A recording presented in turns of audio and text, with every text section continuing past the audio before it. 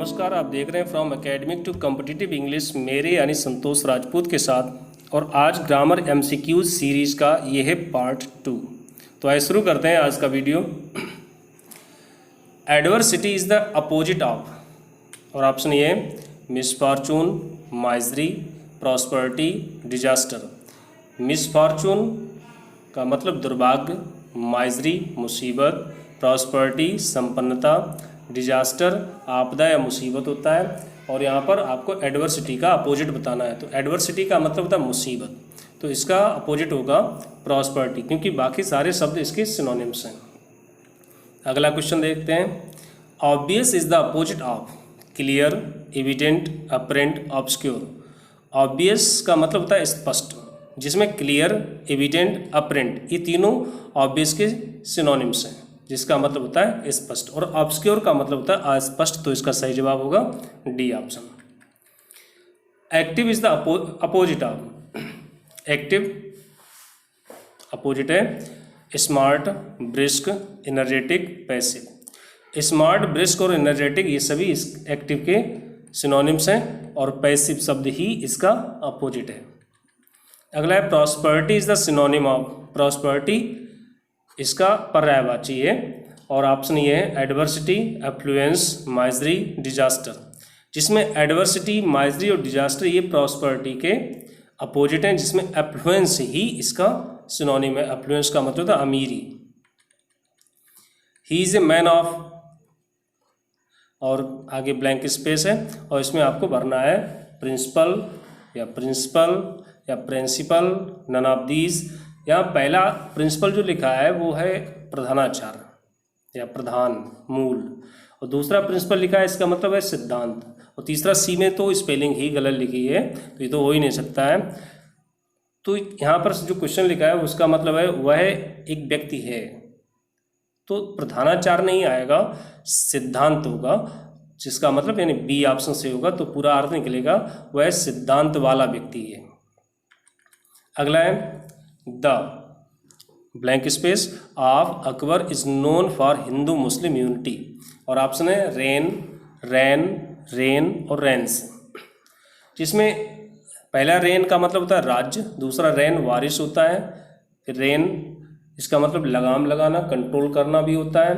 रैंस रैन का ही single number form है, या फिर रैन का को अगर नाउन के रूप में रखते हैं तो रैन का प्लूरल रैंस होता है। तो इसमें कहा गया अकबर का शासनकाल, अकबर का राज्य, जिसके आधार पर ए ऑप्शन सही होगा, रेन आएगा, ए ऑप्शन वाला। नेक्स्ट क्वेश्चन है why you are going away so early, और डी ऑप्शन में है करेक्ट। तो यहाँ ए बी सी में पूरा सेंटेंस है। अगर आपको लगता है कि डी ऑप्शन सही है, यानी कि पूरा सेंटेंस सही है, तो आपका सही जवाब होगा डी। जिसमें हम ए पोर्शन में हम देख रहे हैं कि क्वेश्चन वर्ड से शुरू हुआ है, और अगर सेंटेंस जहाँ पर खत्म हो रहा है वहाँ पर क्वेश्चन मार्क भी लगाया गया है, तो फिर सेंटेंस इंट्रोगेटिव कुछ इस तरह से होना चाहिए कि पहले क्वेश्चन वर्ड आएगा, फिर हेल्पिंग वर्ब आएगी, फिर सब्जेक्ट आएगा, जबकि ऐसा यहाँ पर नहीं किया गया है। तो पहले लिखा गया वाई, फिर सब्जेक्ट लिख दिया, इसलिए सही ऑप्शन ए होगा, क्योंकि सही होना चाहिए था why are you. Next question है he adopted blank space means to achieve success. कामयाबी को पाने के लिए उसने अपनाया किस तरह के माध्यम। ऑप्शन है फेयर, फार और नन ऑफ दीज। फेयर का मतलब होता है उचित, सही, अच्छा, सुंदर। दूसरा फेयर का मतलब किराया होता है। तो यहाँ हमारा सेंटेंस जो कह रहा है उसमें यह है कि उसने कामयाब होने के लिए किस तरह के साधन अपनाए, अच्छे साधन अपनाए होंगे, तो सही जवाब होगा ए। नेक्स्ट है ही इज इन, और ब्लैंक स्पेस है danger of losing it job.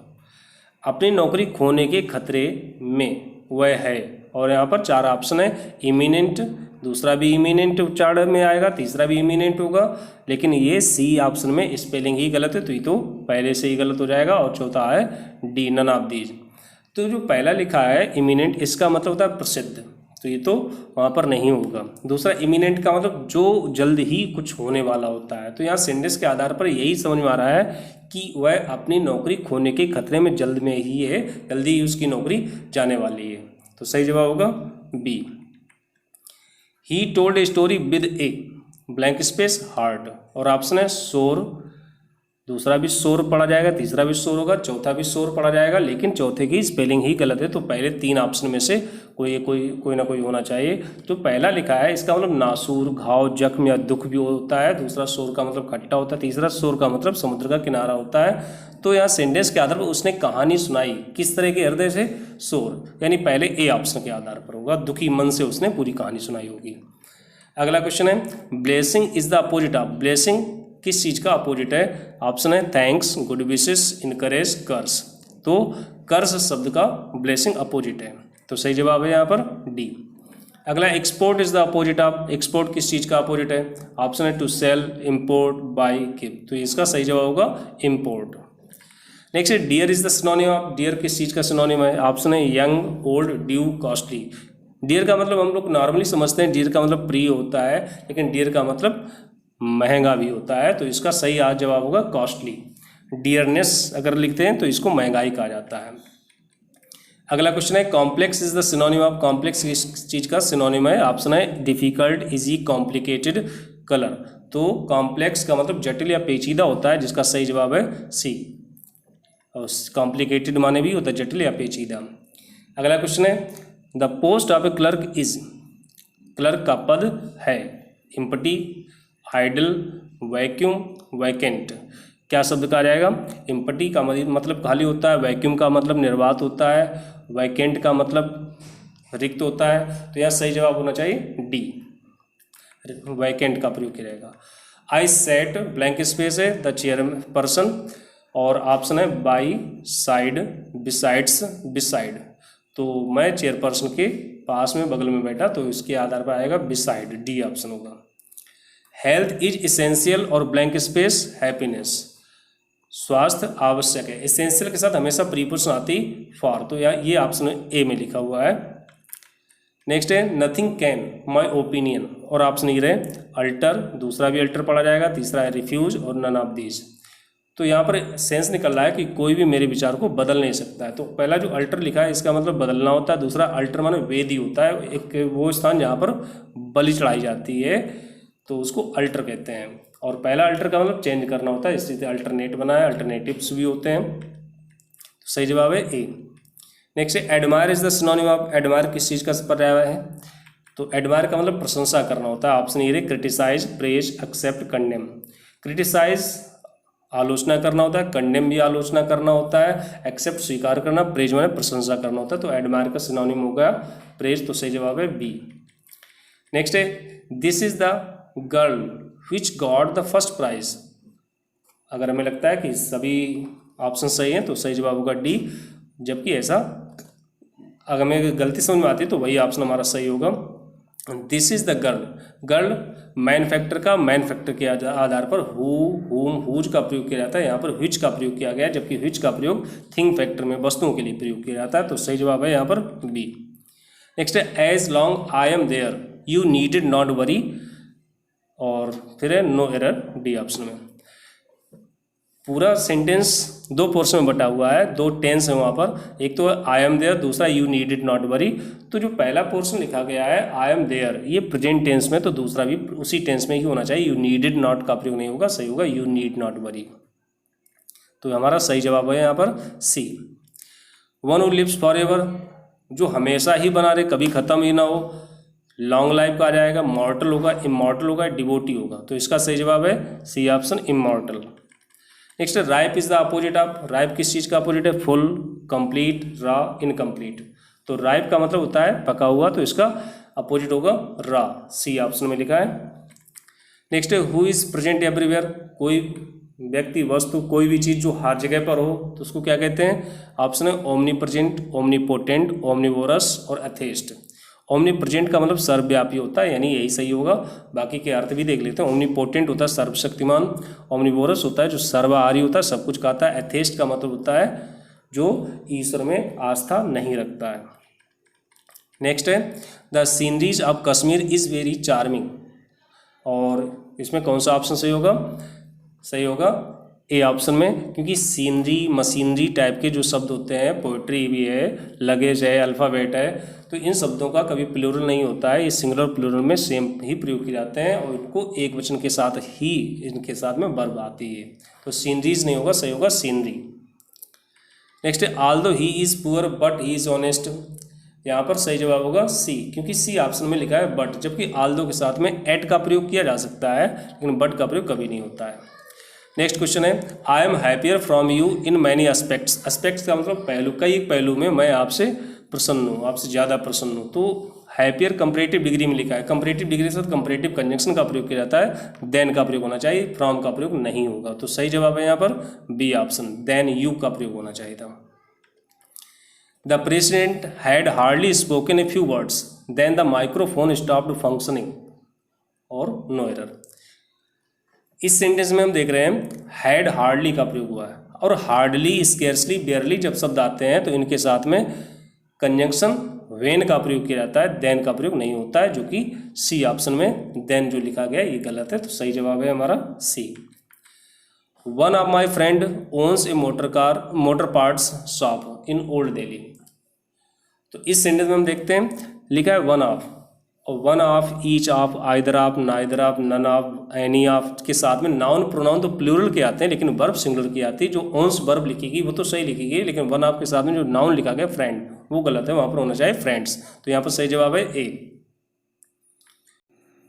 Next है will you be present in the boards meeting at next Wednesday. Day और डेट के साथ में प्रीपोजिशन ऑन आती है, लेकिन जब किसी डे के साथ में नेक्स्ट या लास्ट का प्रयोग किया जाता है तब किसी भी प्रीपोजिशन का प्रयोग नहीं किया जाएगा, जो कि यहाँ पर सी ऑप्शन में एट नेक्स्ट का प्रयोग किया गया, यहाँ पर केवल नेक्स्ट का प्रयोग किया जाएगा। तो सही आंसर होगा हमारा सी वाला। Next question, to be in fix का मतलब बताना है। लिखा है to be doubtful, to be perplexed, to feel giddy, to be stable. To feel in fix का मतलब होता है चक्कर में पड़ जाना, दुविधा में पड़ जाना, परेशान हो जाना। तो इसके आधार पर सही जवाब है यहाँ पर बी वाला, जिसका मतलब है टू बी परप्लेक्स्ड। और गिडी का मतलब होता है दिमाग में चक्कर आना, चक्कर खा के गिर जाना, इस टाइप के शब्द होते हैं। अगला है to come across means, to come across का मतलब क्या है? ऑप्शन है to understand clearly, to talk to a person, to meet a person by chance, to come by road. To come across का मतलब अचानक मिल जाना, जो सही ऑप्शन में होगा C, to meet a person by chance, किसी व्यक्ति से आकस्मिक अचानक मिल जाना। नेक्स्ट है if my father will approve I will go to Mumbai. यहाँ इफ़ के साथ में सेंटेंस जो होता है वो प्रेजेंट इंडेफिनिट टेंस का आता है, और जो दूसरा होता है वो फ्यूचर इंडेफिनिट टेंस का होता है। तो इफ़ के साथ में जो पोर्शन लिखा गया है if my father will approve, जिसमें विल अप्रूव पहुँच रहा है बी ऑप्शन में, तो वहाँ पर विल अप्रूव का प्रयोग नहीं होगा, केवल प्रेजेंट इंडेफिनिट टेंस के आधार पर अप्रूव्स लगेगा, क्योंकि सब्जेक्ट हमारा सिंगुलर नंबर का है फादर। नेक्स्ट है unless you do not work regularly you will fail. तो इस सेंटेंस में अनलेस एक निगेटिव कंजंक्शन है। अनलेस जब कंजंक्शन ही निगेटिव तो उसके सेंटेंस को निगेटिव करना गलत होगा। तो जो यहाँ पर डू नॉट का प्रयोग किया गया है ये नहीं होना चाहिए था, यानी नॉट नहीं होगा तो फिर साथ साथ हेल्पिंग और डू का भी प्रयोग नहीं होगा, क्योंकि डू डज डिड का प्रयोग केवल तभी होता है जब सेंटेंस निगेटिव हो या इंट्रोगेटिव हो। Next no sooner did I saw him then I ran towards him. No sooner के साथ में डिड का प्रयोग किया गया है, तो फिर डिड के साथ में जो वर्ब आती है वो वर्ब हमेशा फर्स्ट फॉर्म में होती है, सा का प्रयोग नहीं होगा, सही होगा सी वाला, मतलब बी ऑप्शन में सा की जगह पर सी प्रयोग किया जाएगा। नेक्स्ट है the first blank space of the book has been sold, और ऑप्शन ये है एडिशन, एडिशन, एडिशन और एडिशनल। तो यहाँ एडिशन जो लिखा है ये स्पेलिंग ही गलत लिखी है, एडिशन की स्पेलिंग ये नहीं होती। तो बी ऑप्शन में स्पेलिंग सही लिखी, इसका मतलब लेकिन जोड़ होता है। तो सी ऑप्शन में लिखा है एडिशन, जिसका मतलब संस्करण होता है। तो किताबों के संस्करण होते हैं, किताबें छपती हैं तो उसको एडिशन कहते हैं। तो सही ऑप्शन होगा यहाँ पर सी वाला। नेक्स्ट है she has blank space a child, और इसके ऑप्शन है अडेप्टेड, अडॉप्टेड, अडेप्टेड और अडेप्ट। तो पहला अडेप्टेड लिखा गया है, इसका मतलब होता है किसी चीज़ को अनुकूल बनाना। दूसरा अडॉप्टेड का मतलब गोद लेना या अपनाना होता है। तो सही जवाब बी वाला होगा। और सी ऑप्शन में जो अडेप्टेड लिखा गया है, अडेप्टेड पहली बात तो वर्ब है ही नहीं जिसमें ईडी का प्रयोग किया जाए, अडेप्ट एक एडजेक्टिव होता है, तो अडेप्टेड का प्रयोग नहीं किया जा सकता, केवल अडेप्ट होगा। यानी CD में शब्द सही लिखा है, सी तो शब्द ही गलत है। नेक्स्ट है he has just returned back from Delhi. Return का मतलब होता है वापस लौटना, जिसके साथ में बैक सुपरफ्लुअस है, बैक का प्रयोग यहाँ पर नहीं होना चाहिए, केवल रिटर्न का प्रयोग किया जाएगा। तो सही आंसर होगा B option. Ram is elder than his brother. तो इस सेंटेंस में हम देख रहे हैं एल्डर कंपैरेटिव डिग्री का है, और कंपैरेटिव डिग्री के साथ कंपैरेटिव कंजंक्शन देन का प्रयोग किया जाता है, जो कि यहाँ पर प्रयोग किया गया, लेकिन इसके बावजूद भी ये गलत है, क्योंकि एल्डर का प्रयोग और ओल्डर के प्रयोग में थोड़ा ध्यान देते हैं। ओल्डर और ओल्डेस्ट व्यक्तियों वस्तुओं सभी के लिए आता है। एल्डर एल्डेस्ट का प्रयोग केवल व्यक्तियों के लिए आता है, केवल एक ही परिवार के सदस्यों के लिए आता है। दूसरी चीज, एल्डर के जब कंपैरेटिव डिग्री में प्रयोग होता है तो इसके साथ में कंपैरेटिव कंजंक्शन देन का प्रयोग नहीं होता है, इसके साथ हमेशा टू प्रीपोजिशन का प्रयोग किया जाता है। नेक्स्ट है Gandhi ji died of his country. Die के साथ प्रीपोजिशन ऑफ का प्रयोग तब किया जाता है जब किसी बीमारी आदि से मरते हैं, लेकिन गांधी जी यहाँ पर देश के लिए मरे, तो यहाँ पर ऑफ प्रयोग नहीं होगी, फॉर प्रीपोजिशन प्रयोग की जाएगी। तो सही जवाब होगा यहाँ पर बी ऑप्शन। नेक्स्ट है they attacked on England once more. Attack के साथ में किसी प्रीपोजिशन का प्रयोग नहीं होता है, तो सही जवाब होगा यहाँ पर बी ऑप्शन, ऑन का प्रयोग नहीं होना चाहिए। नेक्स्ट है आइदर ही और she has not to go for the meeting in Delhi next week. तो आइदर आर के साथ में सेंटेंस निगेटिव नहीं होता है, यहाँ पर जो नॉट का प्रयोग किया गया ये गलत है, तो केवल ऐसा ही होगा आइदर ही और she has to go for the meeting in Delhi next week. तो सही जवाब यहाँ पर बी है। नेक्स्ट है to move heaven and earth, इसका मीनिंग बताना है। To move heaven and earth का मतलब था कोई कसर ना छोड़ना, भरसक प्रयास करना, तो जिसके चार ऑप्शन है to fly in the sky, to run on the earth, to die और to make every possible effort. तो यहाँ पर सही जवाब है डी वाला। नेक्स्ट है I asked him to be, और ऑप्शन ये रहे क्वाइट, दूसरा भी क्वाइट पढ़ा जाए, तीसरा क्विट पढ़ेंगे, और डी ऑप्शन लिखा आई डोंट नो, पता नहीं कौन सा होगा।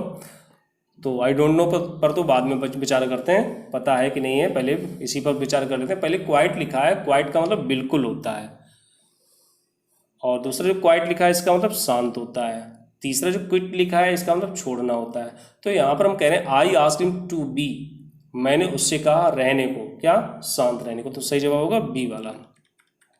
Next the man gave him his, उस आदमी ने उसे दिया अपना क्या काउंसिल, जिसका मतलब परिषद होता है, दूसरा काउंसिल जिसका मतलब सलाह होता है, नेक्स्ट है कंसील मतलब छिपाना होता है, नेक्स्ट है कैंसिल स्थगित करना होता है।